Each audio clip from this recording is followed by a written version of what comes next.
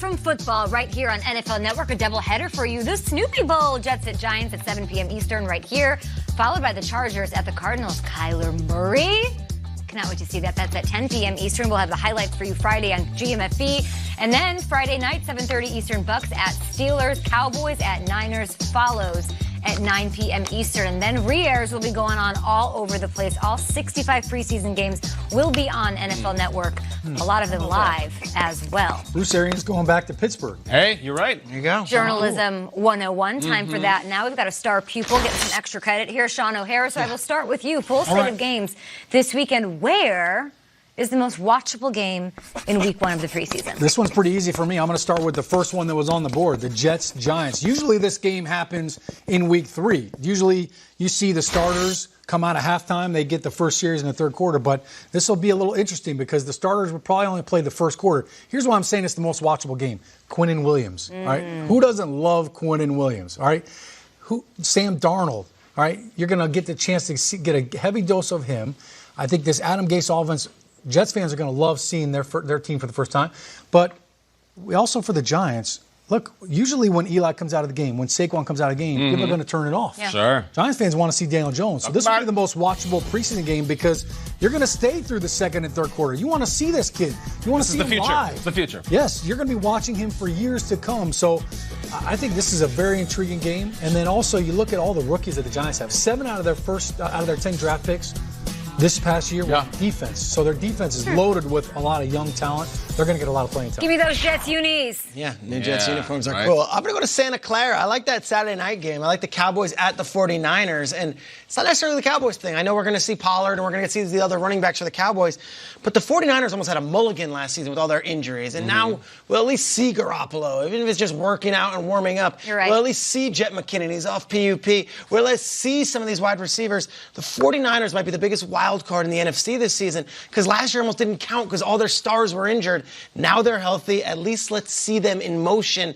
49ers football might be back. Bosa. We shall see. And they got Bosa as well. Same game, other team. I love the YouTube videos where you watch someone watch a video just for the reaction. I would kill to have a camera set up down in Cabo, and Zeke sits down, I believe he's saying at his agent's house, on the couch, and they got some tomatillo salsa and everything. And on the first play of the game, Tony Pollard rips off an 80-yard touchdown run. And then Mike Weber gets in and rips off a 60-yarder. Can you imagine the awkward conversation as these Cowboys running backs look young and spry and hungry and fast? What do we do? Get them into camp. That's the one I want to see, guys, because these guys you're seeing, these running backs, forget about Zeke for a second when we're watching them, this could dictate a lot of things for the whole NFL and the Cowboys and Zeke. I'm into this game. You've got eyes on Alfred Morris and Tony Pollard. Hell yes, I do. Kyle, I'll tell you what, he'll be watching the rest of the game at Squid Row. Hey, baby. Or Cabo right. Wabo. I have a feeling all Find me we're in a going to gutter. be talking about on Friday is Kyler Murray. Kyler Murray and his premiere, his debut, that's tomorrow night at 10 on NFL Network as they face the Chargers. So Monday, let's go to the West Coast now. Russell Wilson spoke to Rhett Lewis and M-Rob about his 3 young receivers that he hopes can fill the shoes of one Doug Baldwin. We got guys that got to learn and got to continue to do as much as they can. I mean, like I said earlier, I think DK is going to be a big factor for us. Tyler was exceptional last year, scored 10 touchdowns last year.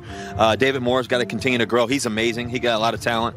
So there's a lot of guys, and we're looking forward to somebody stepping up, and that's just part of the game. That's always been the history here. The next guy up, the next guy's got to step up. Seattle might be a contender, especially when that guy's under center doing as much as he does. But who has the wide receiver trio that will combine for the most, not yards, but catches in 2019, Triggs? Yeah, I think we were given a good experience last year with that Rams offense could have been early in the season.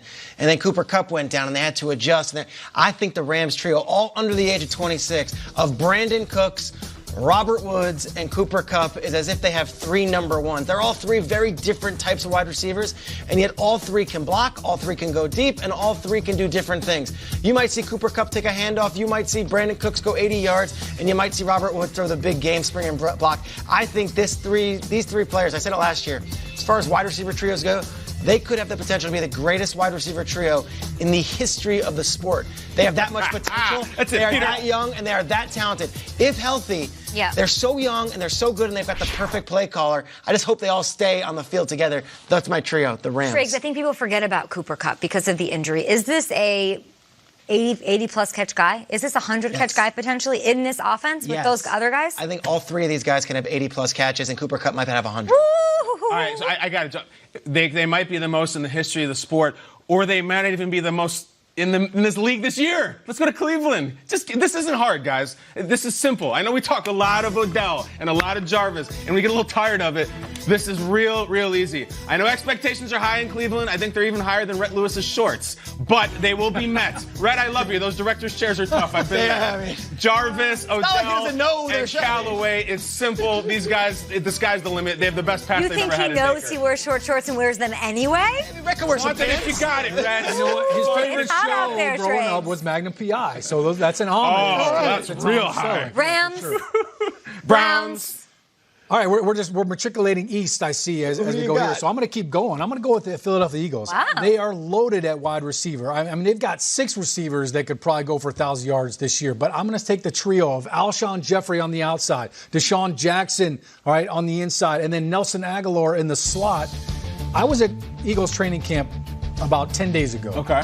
They could not cover Nelson Aguilar. All right, he might end up having more touchdowns than Deshaun Jackson and Alshon combined. 2 years ago, he led the league from the slot with 8 receiving touchdowns. But I think when you look at that trio, you look at Carson Wentz, as long as he's healthy, this offense is completely loaded. Howie Roseman will be the busiest man, the busiest GM during training camp when they get down to this roster cutdown, because everybody's going to want to start plucking their talent.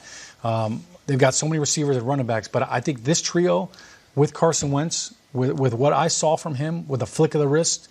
I think there's a song, right? Wild thing. Yeah, sure. The wild thing with the Eagles is that they love this rookie, J.J. Arcega-Whiteside, who's not even in that trio. Said his name a couple times to write it down officially. Yeah. And he might be the breakout rookie on offense this year in the league. They call him Genesis. Arcega. Sega, hello. Sega Genesis. Can't go on until we give a little love to the Falcons here, because if we're talking about who did it, their trio of Sanu and Julio and Calvin Ridley, a rookie, combined for the most yards, well over 3,000 yards, all of them together, 3,300 or something like that. And that's with Calvin Ridley as a rookie. So if he develops and gets even better this year, and I think we will see that as we saw throughout the season last year, they could be the best trio. That's a good point, Kate. Also, think about this. 8 of their games are in home.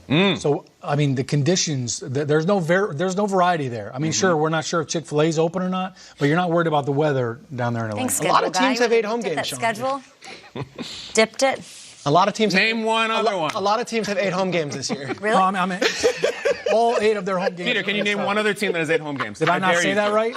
Did I not say that right? They also have 8 road games. It's crazy. You're the best, Sean. 8 home games inside. Have you? Did I not say that? It doesn't have 8 home the games. Falcons do too. It's a good schedule. They have 8 home games. Wow. In a Texans uniform. What are we doing here? Yeah. I ask you this, Kyle. Yeah. What children's toy would you like an NFL superstar to break and or play with next? Well, the Bears are leaning heavily into that 1985 nostalgia today, so I'm going to go with it again. Their great defensive tackle came next. I want him to play with the old Refrigerator Perry G.I. Joe figure. Yeah. Guys, I believe I've been in contact with my mom. I have it at home. She's found it. I'm going to bring it in. If you don't know, the fridge had a G.I. Joe figure that swung a ball and chain that was a football. I found it on a blog online of one of the 10 most useless G.I. Joe figures in the history of the franchise, but I disagree with you. I want Nick's playing with the fridge in the end zone.